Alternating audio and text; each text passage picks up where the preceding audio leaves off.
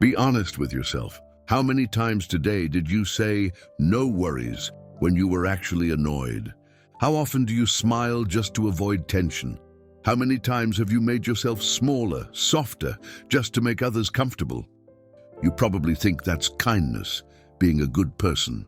But Friedrich Nietzsche, philosopher, provocateur, professional troublemaker, would have called it exactly what it is. Fear dressed up as virtue, because to him, most of what we call morality isn't moral at all. It's just a set of survival rules created by people too afraid to own their power. And if you've ever wondered why the bold get respect while the nice get ignored, Nietzsche knew why.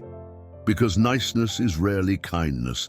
It's often fear in a flattering disguise. Welcome to the uncomfortable truth Nietzsche wanted you to face.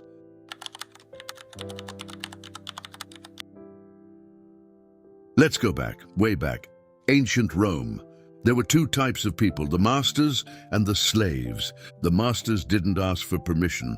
They took what they wanted, and if you didn't like it, that was your problem. They couldn't claim power, so they rewrote the rules of the game. They called strength evil. They called ambition selfish. They called pride sinful. They called submission a virtue. They called suffering noble, obedience holy. This is what Nietzsche called slave morality, a morality invented not to uplift people, but to make sure they never dared to rise. The tragedy, it worked. That slave morality didn't die with Rome. It crawled into religion, into culture, into your childhood. It's the reason you feel guilty when you say no. It's why you'd rather make people comfortable than tell them the truth. Because somewhere inside, you learned that being harmless equals being good. Morality is the herd instinct in the individual. That's Nietzsche's polite way of saying, if you're too scared to stand alone, you'll hide in the crowd your whole life, smiling, agreeing, quietly disappearing. So here's the real question. How much of your kindness is real, and how much is just inherited fear, dressed up in pretty words? But here's where it gets personal, because slave morality didn't just teach you to be nice. It taught you to be afraid. Afraid of being disliked, afraid of disappointing anyone, afraid of making someone uncomfortable, even if it's at your own expense. So your kindness, it's not a gift, it's camouflage, and Nietzsche would have ripped that camouflage off your face. Let's talk about the fear you've been calling kindness.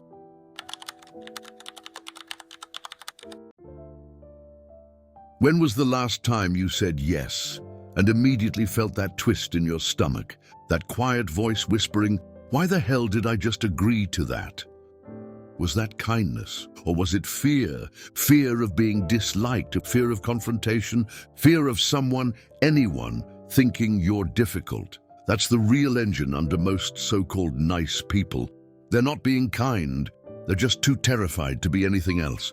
It's not love for others. It's the panic of being seen as selfish, the terror of standing out. Nietzsche could spot it from miles away. To him, that kind of morality wasn't moral at all. It was obedience in disguise. He who cannot command himself will always obey. If you can't handle someone being annoyed with you, if you crumble the second someone raises an eyebrow, you'll spend your whole life following orders that were never spoken. And the most brutal part? The people you're bending over backwards to please, they don't actually respect you. They like the version of you they can control. So ask yourself, every time you smile and say sure when you want to scream no, are you really being kind, or are you just terrified of what might happen if you were finally honest? And here's the twist Nietzsche knew, but most people never see coming. The price of all that fake kindness, it doesn't disappear, it rots. It curdles into something darker. And if you've ever felt quietly bitter after being so nice, you already know exactly what's coming. Let's talk about the hidden resentment of the nice person.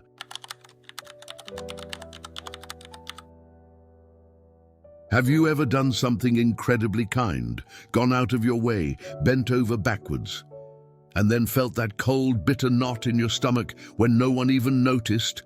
That's not kindness. That's resentment dressed up in politeness. It's the dirty little secret behind being too nice. Because when your kindness isn't a gift, when it's a transaction, you're not being generous. You're just quietly keeping score. And Nietzsche knew exactly where that road leads. Resentment is the revenge of the weak. That's what happens when you spend years swallowing your truth, silencing your desires, and convincing yourself that you're good for doing it. You're not. You're just angry. Angry at the people who take you for granted. Angry at the world for not rewarding your sacrifices. Angry at yourself for not having the courage to ask for what you actually wanted. And the longer you stay silent, the more toxic that anger becomes. It turns into passive-aggressive comments, into self-pity, into that bitter fantasy where one day, one glorious day, you finally snap and tell everyone exactly what you think. But you won't, because nice people don't do that. They just smile tighter, hold back more. That's the hidden cost of being too nice. It doesn't make you good. But here's the good news Nietzsche left for you. That resentment, it's not a flaw, it's a compass. It's pointing you toward the first truth you need to face, the first honest no, the first boundary you set, not to be cruel, but to be free. Let's talk about that moment, and it's the only way you'll finally live.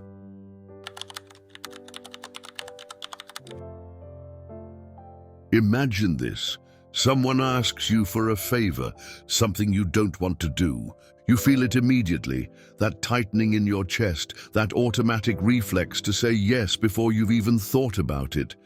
Because saying no feels dangerous, almost unnatural, like breaking some ancient rule you've been obeying your whole life.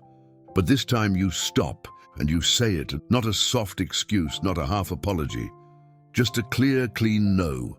And in that moment, the silence feels deafening. You expect the sky to crack open. You're convinced they'll hate you, or worse, they'll be disappointed, because all your life you've been trained to be the good person, the one who helps, the one who smiles, the one who always finds a way to say yes. But when the silence fades, something else happens. The world keeps spinning, and for the first time you feel something you've never felt before. Yourself. Not the version of you that performs kindness for approval, not the version of you that shrinks to fit, just you. Nietzsche wasn't trying to turn you into a selfish monster. He wanted you to taste what it feels like to exist without asking permission. Become who you are. That first real no, it isn't cruelty. It's the first honest, terrifying, beautiful moment where you choose yourself over the performance. Every yes you give will finally mean something, because it'll come from freedom, not fear. And that's the real secret Nietzsche saw. The only kindness that ever matters is the kind that comes from someone who's finally free. Because kindness without freedom, that's just obedience in a nicer outfit. Let's talk about the kindness you deserve, the one that starts after you stop performing. Most people think kindness is about being nice, about making others feel good, about avoiding conflict. That's not kindness, that's fear in a mask. That's the desperate hope that if you're nice enough, they'll like you, they'll accept you, they won't leave. But real kindness, the kind Nietzsche was talking about, that only exists when you no longer need anyone's approval. When you've stood in front of your own reflection, faced all your ugliness and said, "I'm not for sale." A free man is free even in his kindness, Nietzsche wrote, because his kindness isn't a trade. It's not a currency, it's a gift, the kind you can only give when you don't need anything back. A yes means something when you're free to say no. A smile has weight when it's not hiding fear. A helping hand matters when it's offered from strength, not survival. The world doesn't need more polite, accommodating ghosts. It needs people so brutally themselves, so unapologetically real, that their kindness feels like sunlight, warm but impossible to fake. And here's the twist most people never understand. The more you free yourself, the more your kindness grows.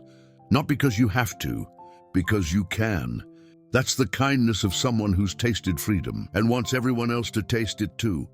So the next time you feel that old reflex to please, to shrink, to smile when you're dying inside, ask yourself, is this kindness? Or is this fear dressed up as virtue?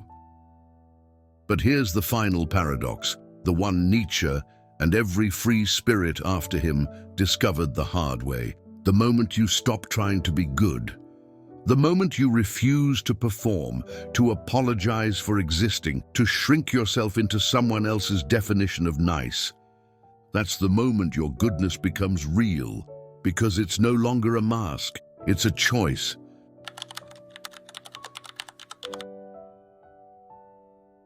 So here we are. You can keep being the good person, the agreeable, self-erasing, ever-smiling shadow who's always there when needed and never when it matters.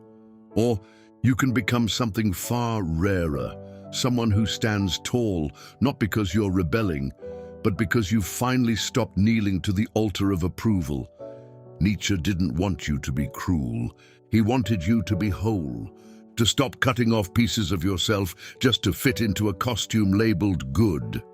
Because real kindness, the kind that can change a life, maybe even a world, comes from those who are free to say no, free to walk away, free to give without needing anything back. A free man is free even in his kindness. Remember that. So now the question is yours. Are you ready to disappoint a few people to finally meet yourself? Are you ready to trade fake goodness for real strength? Let me know in the comments, because the bravest conversations always start where the masks fall off. And if you want more uncomfortable truths that might just set you free, subscribe. Because around here we don't do bedtime stories, we do wake-up calls. See you soon, your old pal.